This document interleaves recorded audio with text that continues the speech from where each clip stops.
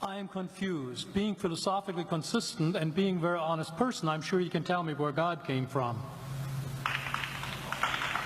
And in addition, once you've told me where God comes from, please try to clarify how you can figure that a spiritual force can have an impact on a material universe to create it.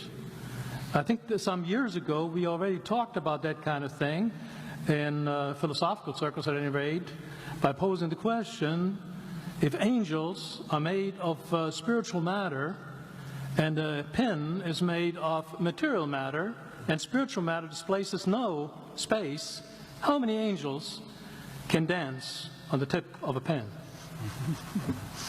I have a sense of sort of reversal experience here, but please do, go ahead. You got 5 minutes. Now, I just want to know which question. That's all right. You may take the rest of the minute. We're supposed to do one question at a time. Which one would you like? That was part of the format for the debate. So which question? I want you to fill in the story of the rest of the beginning of the universe. God, spiritual matter, impact on material matter. Okay. So 2 questions.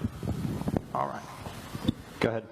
All right, your question, where did God come from, assumes that you're thinking of the wrong, obviously it displays that you're thinking of the wrong God, because the God of the Bible is not affected by time, space, or matter. If he's affected by time, space, or matter, he's not God. Time, space, and matter is what we call a continuum. All of them have to come into existence at the same instant, because if there were matter but no space, where would you put it? If there were matter and space but no time, when would you put it? You cannot have time, space, or matter independently. They have to come into existence simultaneously. The Bible answers that in 10 words. In the beginning, there's time. God created the heaven, there's space, and the earth, there's matter. So you have time, space, matter created, a trinity of trinities there. Just, you know, time is past, present, future. Space has length, width, height. Matter has solid, liquid, gas. You have a trinity of trinities created instantaneously. And the God who created them has to be outside of them. If he's limited by time, he's not God. The guy who created this computer is not in the computer. He's not running around in there changing the numbers on the screen, okay? The God who created this universe is outside of the universe. He's above it, beyond it, in it, through it. He's unaffected by it.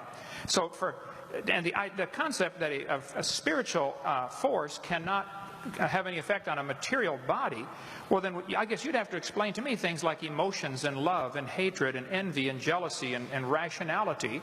I mean, if your brain is just a random collection of chemicals that form by chance over billions of years, how on earth can you trust your own reasoning processes and the thoughts that you think?